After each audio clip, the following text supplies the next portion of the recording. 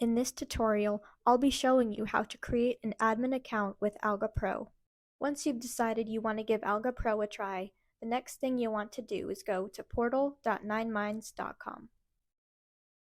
Click Sign Up, type in your email, your desired username, and create a password that you'll remember.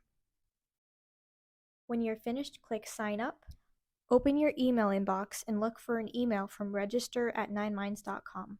Verify your email by clicking on the Verify Email Now button within the email.